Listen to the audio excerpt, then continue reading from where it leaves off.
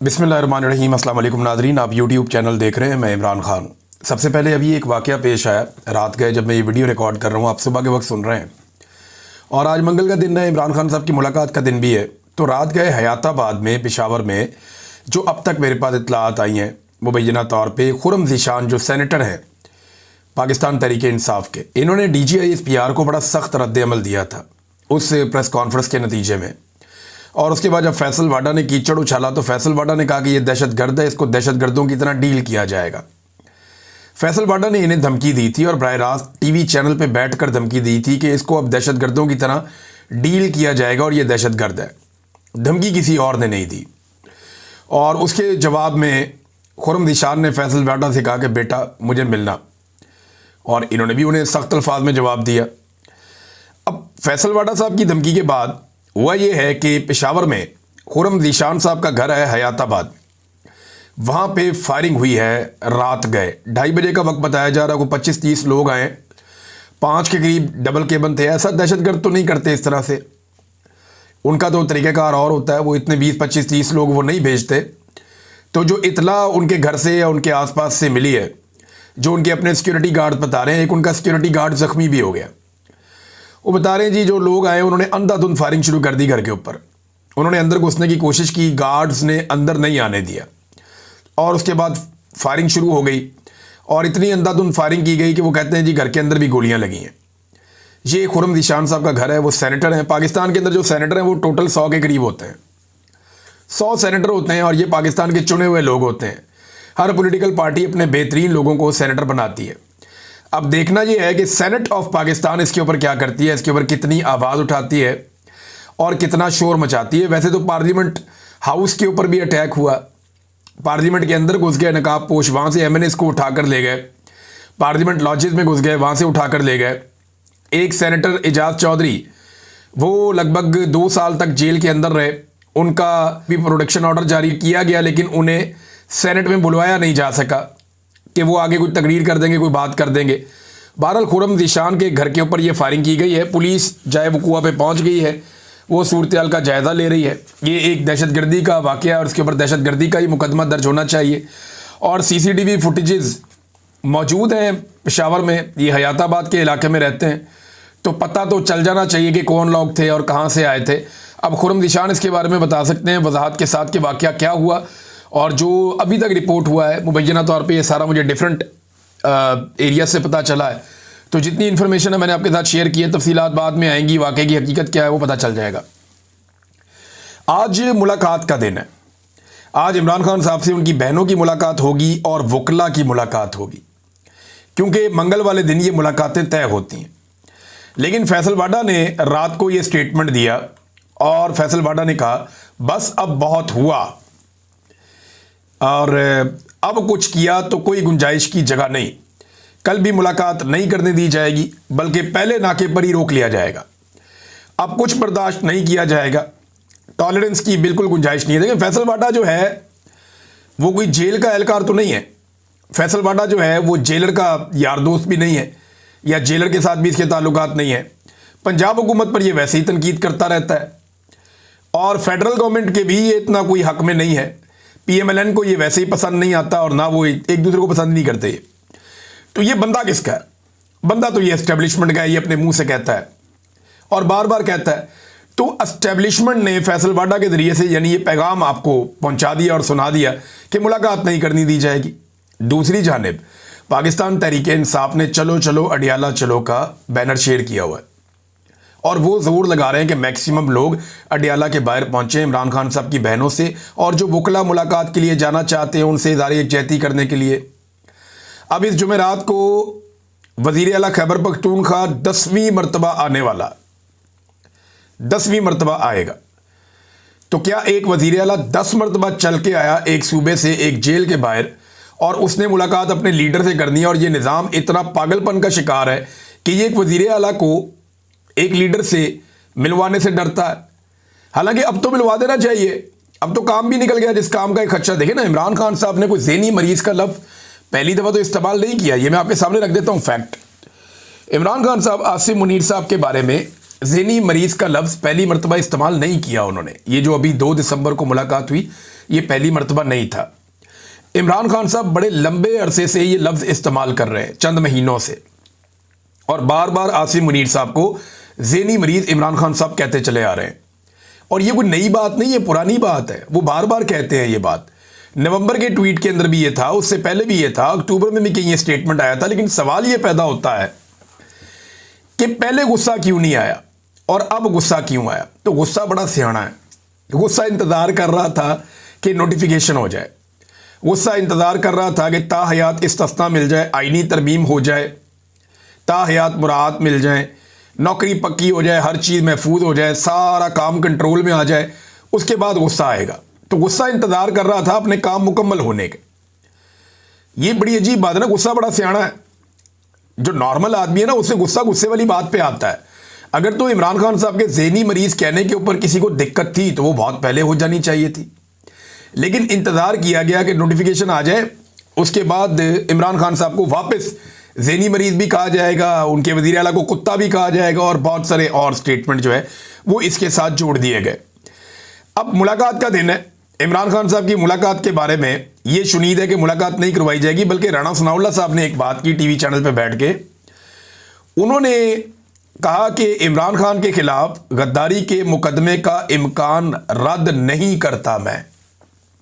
गद्दारी के आर्टिकल 6, इमरान खान पे आर्टिकल 6 कैसे लग सकता है? एक चीज़ थी जिसके बारे में बार बार कहते थे कि कासिम सूरी को हम पकड़ेंगे, कासिम सूरी को पकड़ के उसको जबरी तौर पे लापता करना था। ये जो पहले प्लान था वो मैं आपको बता देता हूँ। पहला प्लान ये था कि कासिम सूरी को किसी तरह भी ज़बरदस्ती पकड़ना था और पकड़ के जबरी तौर पर उसको लापता करना था, और कासिम सूरी के ज़रिए से इन्होंने कोशिश करनी थी गद्दारी का मुकदमा इमरान खान साहब के ऊपर भी बनाया जाए, क्योंकि वो जो एक रूलिंग दी हुई थी डिप्टी स्पीकर के तौर पर उन्होंने, तो वो वाला मामला तो हो नहीं सका। कासिम सूरी साहब जो है वो काफ़ी अर्सा पाकिस्तान में रुके, फिर जब उन्होंने देखा कि पानी सर से ऊपर जा रहा है और अब उनका पाकिस्तान में रहना इमरान खान के लिए और उनके लिए भी खतरे में है, तो वो पाकिस्तान से चले गए। तो कासिम सूरी तो इनके हाथ लगे नहीं, इस बात की इन्हें बड़ी तकलीफ है। और काजी फायद ईसा जो है वो चिल्लाते रहे बार बार अदालत के अंदर खड़े हो गए, कासिम सूरी को लेकर आओ, कासिम सूरी को लेकर आओ। तो काजी फायद ईसा ने इन सबको बताया हुआ था कि कासिम सूरी को ले आओ, मामला मैं हल कर दूंगा। लेकिन कासिम सूरी इनके काबू नहीं आए। जिसे अल्लाह रखे उसे कौन चखे। और ना सिर्फ कासिम सूरी खुद काबू नहीं आए, बल्कि बाद में कासिम सूरी साहब ने मुझे भी निकलवा दिया पाकिस्तान से मदद करके। उनकी बड़ी मेहरबानी, उनकी सारी ज़िंदगी उनका मैं शुक्रिया अदा करूँगा। तो क्योंकि मुझे आइडिया है कि मेरे साथ पाकिस्तान में क्या होने जा रहा था। तो इमरान खान साहब पे गद्दारी का मुकदमा अब ये किस लिए बनाएंगे, किस तरह बनाएं, कौन सी गद्दारी की है इमरान खान ने? वो आइन की बात करता है तो गद्दारी है, वो मैंडेट की बात करता है गद्दारी है, रूल ऑफ लॉ की बात करता है गद्दारी है, आज़ाद अदलिया आज़ाद मीडिया की बात करता है तो गद्दारी है। ये तो गद्दारी नहीं है। इमरान खान साहब ने अगर गद्दारी का मुकदमा बनाना था तो 2.5-3 साल पहले बनाना था। ये अब 3 साल के बाद आपको याद आ गया, जब वो जेल के अंदर पड़ा है 3 साल से, उसने कुछ किया ही नहीं, जेल के अंदर मौजूद है जी, अब हम बनाएंगे गद्दारी का मुकदमा। नहीं, आप नहीं बना पाएंगे। आपने बड़ी कोशिश की बड़े लोगों को गद्दार करार देने की, लेकिन जो भी पाकिस्तान में आइन से गद्दारी करने वाले हैं वो 4 बुनियादी तौर पे तो डिक्टेटर हैं, सीधे सीधे। आइन से गद्दारी करने वाले 4 बुनियादी तौर पे डिक्टेटर हैं सीधे सीधे, जिनमें एक general Ayub, general Yahya, general Zia और जनरल मुशर्रफ। इनमें से किसी के ऊपर गद्दारी का मुकदमा बनाए ना पहले, फिर बाकी किसी के ऊपर भी बना लें। नाज़रीन, स्पीकर ने मुज़ाकरात की ऑफ़र की है मुबैना तौर पर, और पाकिस्तान तहरीक इंसाफ के लोग इस पर बात भी कर रहे थे। लेकिन हैरत की बात यह है कि अभी तक जो अपोजिशन का एक स्पीकर को अगर मुज़ाकरात करने ही है तो अपोजिशन लीडर का नोटिफिकेशन तो जारी कर देना भाई। जब नोटिफिकेशन फील्ड मार्शल साहब का जारी करना था तो फटाफट हो गया था, शहबाज शरीफ साहब को बरतानिया से भी बुलवा लिया गया था। लेकिन एक नोटिफिकेशन है इतने लंबे अरसे से अटका हुआ है अपोजिशन लीडर का, महमूद खान अचकज़ई को इमरान खान साहब ने नॉमिनेट किया हुआ है, वो अभी तक नोटिफिकेशन ही नहीं हुआ।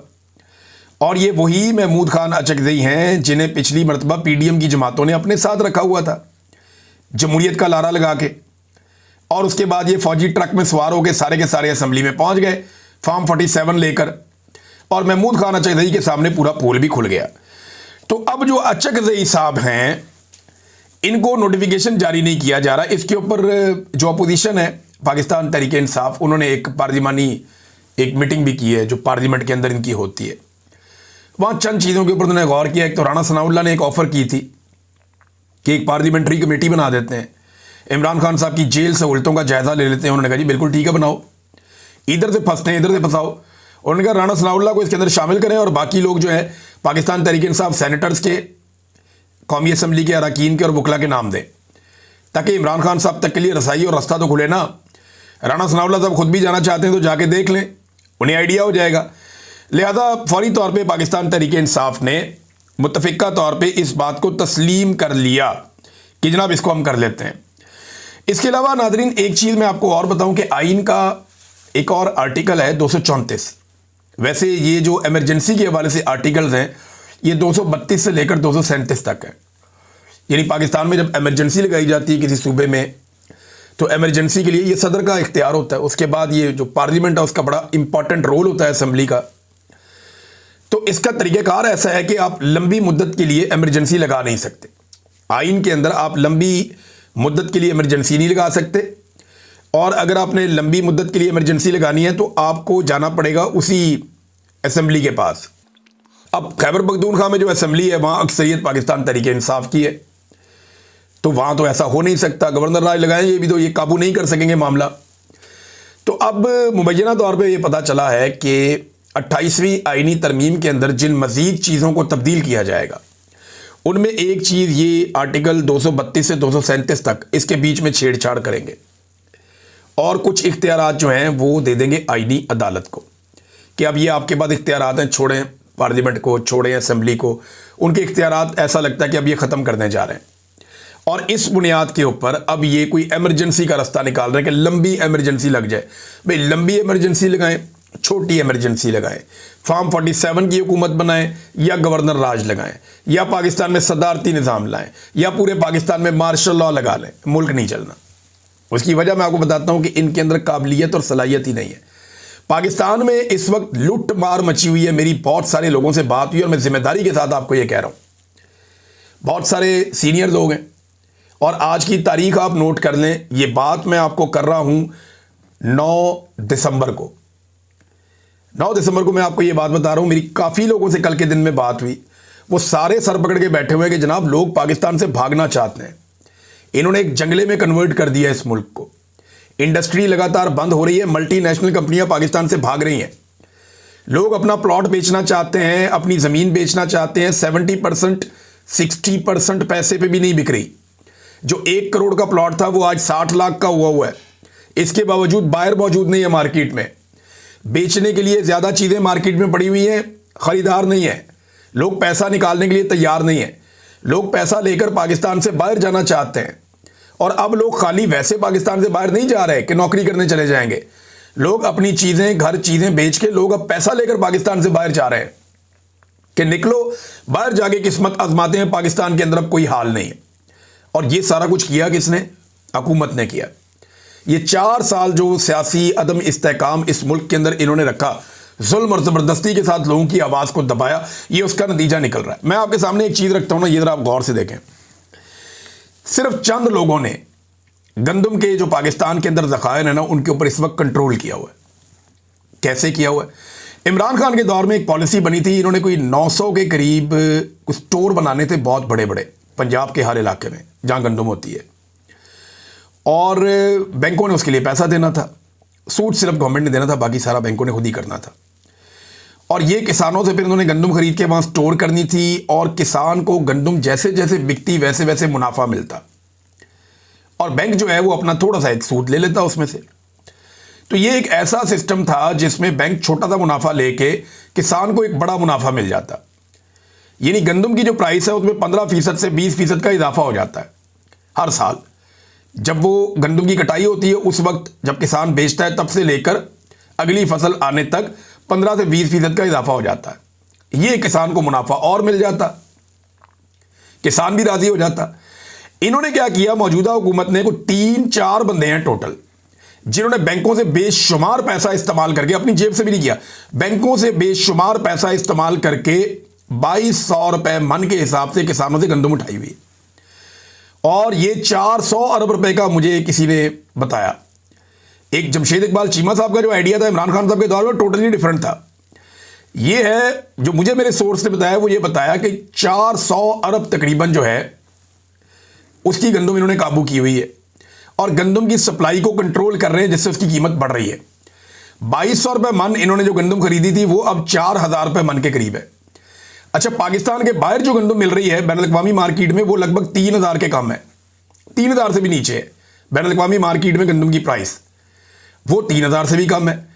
तो अब सवाल ये पैदा होता है कि बाहर 3000 से कम है, आपने किसान से 2200 रुपये में खरीदी हुई है, पाकिस्तान में आज आप 4000 में बेच रहे हैं, दुगना पैसा आप कमा रहे हैं और बाहर से इंपोर्ट भी नहीं होने दे रहे।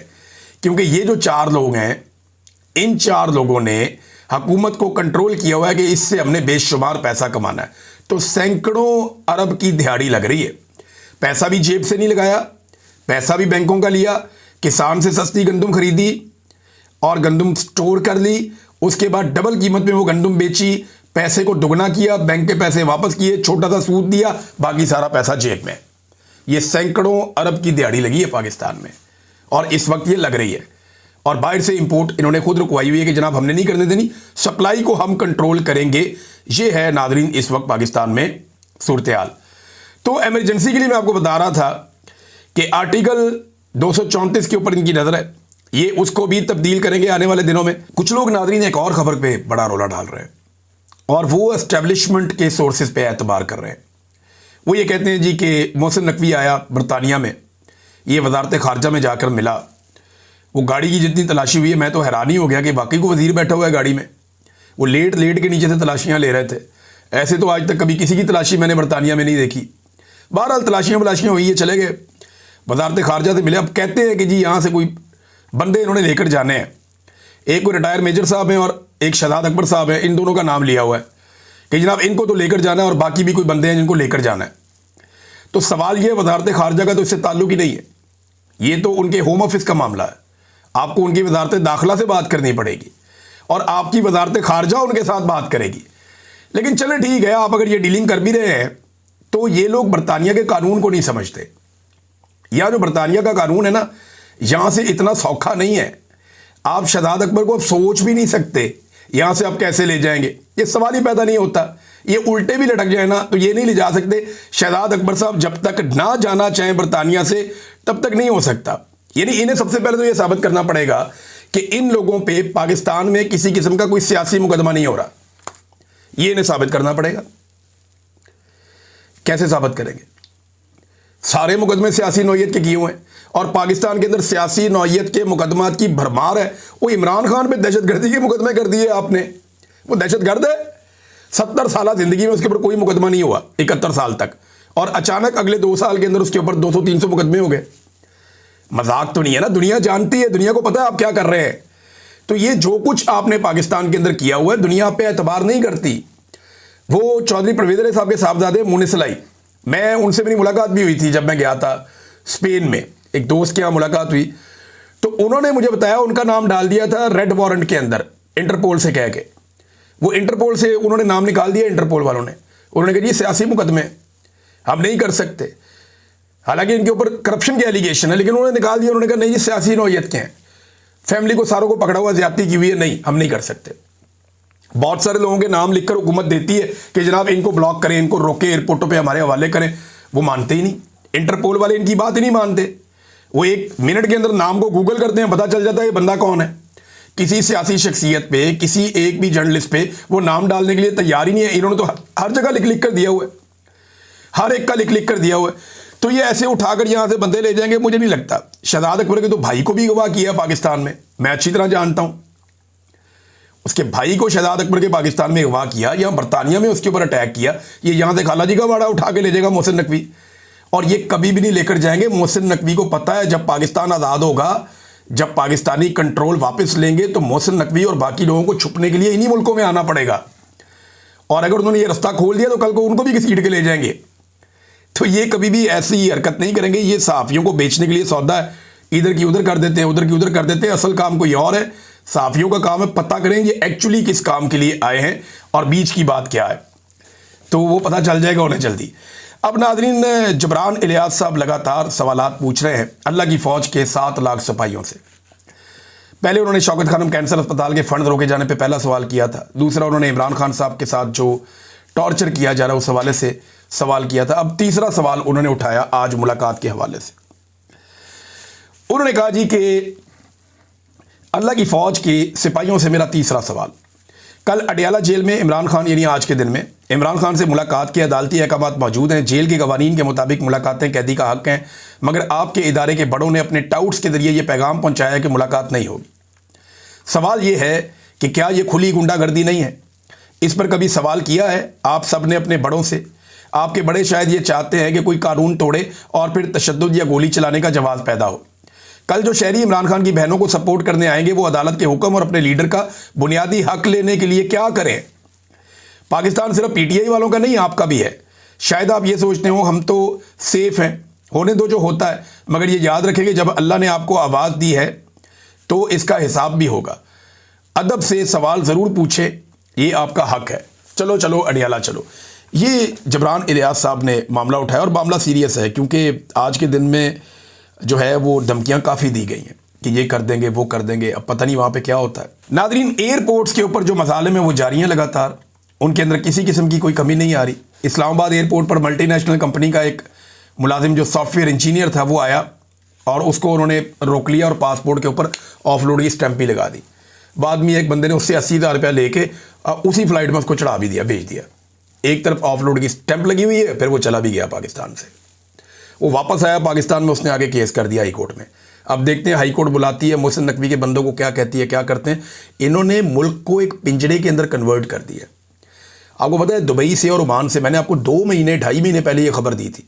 मुझे उस वक्त ये बात पता चली थी। ये तो अब कुछ लोग बता रहे हैं ना, 2.5 महीने पहले मैंने आपको बताया था कि पाकिस्तान की एस्टेब्लिशमेंट ने और हुकूमत ने अरब ममालिक से ये राब्ता करके रिक्वेस्ट की है कि जनाब हमारे बंदों का फ्लो अपने मुल्कों के अंदर रोकें, आप इसको रोकें, हमें बहुत सीरियस प्रॉब्लम्स आ रहे हैं। और उन्होंने डिफरेंट उसकी रीजन बताई थी, वो मैं आपको अगले वीलॉग में बताऊंगा, किसी एक वीलॉग में। अब तक के लिए इतनी, अपना ख्याल रखिएगा, अपने चैनल का भी। अल्लाह हाफ़िज़।